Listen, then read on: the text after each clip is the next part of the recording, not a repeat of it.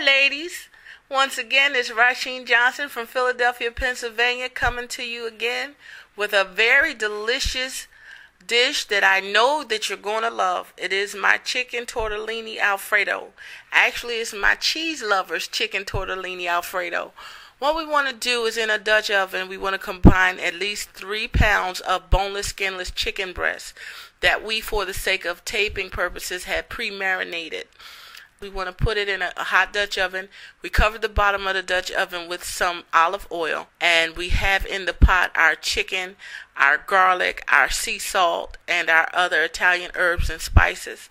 And we're just going to let that cook. And we're going to stir it regularly to prevent sticking. What we want to do is cook the chicken until it turns completely white and is no longer translucent.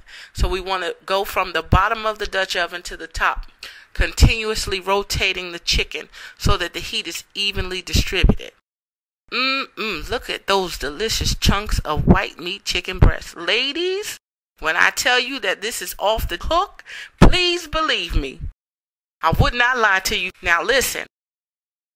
Constantly moving the chicken, you want to be mindful of your heat, and you want to make sure it's on a medium heat, because once the chicken begins to change colors, you want to cover it with your lid.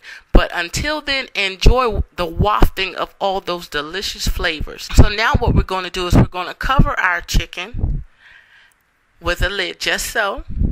And what we have in our Dutch oven is at least 1.5 cups to 2 cups of water and a couple of pinches of sea salt to taste. We're going to set this water on to boil for our tortellini. Now, I chose to use our spinach ricotta tortellini, but ladies, feel free to make it your own. Use whatever flavor or brand of tortellini pasta that you like. If you make your own, feel free to enjoy the modifications of this recipe, but this is just a spin on my favorite. This is what my family loves, and I'm giving you what they love. And believe you me, when I say they love it, they go bananas. So now we're going to check our chicken. The chicken is just about ready. So what we want to do is we want to drain the excess chicken stock, and we want to set it aside because we're going to add it to the water for our tortellini so that the tortellini gets to soak up some of that chicken stock and be more flavorful. So we're going to pour in our 2 bags of tortellini. I like mine a little al dente. So what we're going to do is we're going to stir it to make sure it's not clumping together or sticking. And we're going to let it cook for about 8 to 10 minutes. We're going to let it boil for like 8 to 10 minutes. And we're careful to keep checking it to make sure it's not sticking. We're also being mindful that our chicken's still cooking. So we reduce the heat on our chicken to make sure it's still cooking evenly, but it's not getting overcooked because we still want it nice and juicy. So what we're going to do is we're going to cover our tortellini. And now we're going to work on our Alfredo sauce.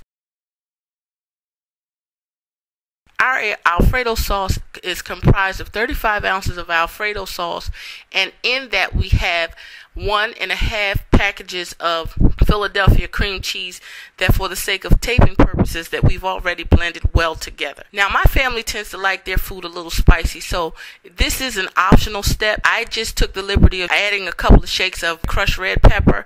You don't have to, depending on your taste. And we're going to incorporate that really well because I'm using also roasted red pepper and garlic Alfredo sauce.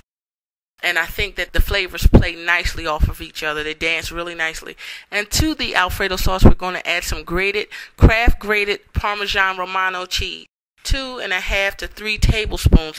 And we're going to incorporate that in our sauce because we want our sauce nice and creamy.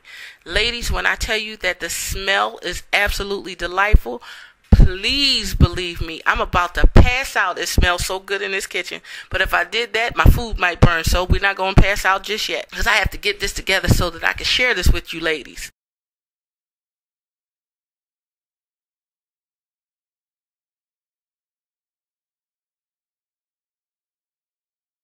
Now, we're going to take the lid off of our chicken, which is done. And we're going to add our creamy Alfredo sauce. This is so good, I want to jump in the pot. But look at that nice creamy sauce with all that roasted red bell pepper and garlic incorporated in there. Yes, and we want to be careful to get all of our creamy Alfredo sauce into this pot. So we're going to pour it in first, and then we're going to begin to fold the chicken and the sauce together so that we can guarantee and ensure that it's incorporated properly.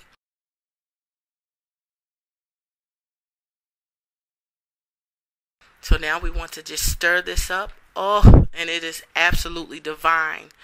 I really wish you ladies had smell-o-vision. You don't know what you're missing, but of course, if you try this recipe, you won't be missing it too much longer. Okay, ladies. So now what we're going to do is we're going to work that sauce into that chicken like a 9 to 5. Look at that. Isn't that delicious? My goodness gracious. It's taking all I have to not want to jump in that pot. Now we're going to add the rest of our creamy Alfredo sauce. Goodness gracious. Look at that, ladies. Look at that. Now you tell me that you're a red-blooded American woman and you don't want to try that. I feel that the Philadelphia brand cream cheese gives it just the right texture, and it gives it just a little zing to it. It's already a nice cheesy dish, but I think that puts it over the top. So now that our chicken and our Alfredo sauce has been incorporated well, I take the liberty of adding some fresh cracked black pepper. That's optional. Now you can season this to your taste and make it your own, as I said. Now we're going to check on our tortellini. Looks like it's just about ready. It's almost time to eat. So now what we want to do is we want to drain our tortellini and prepare it for our Alfredo sauce and chicken. So now it's time for me to just get this plated up, just so.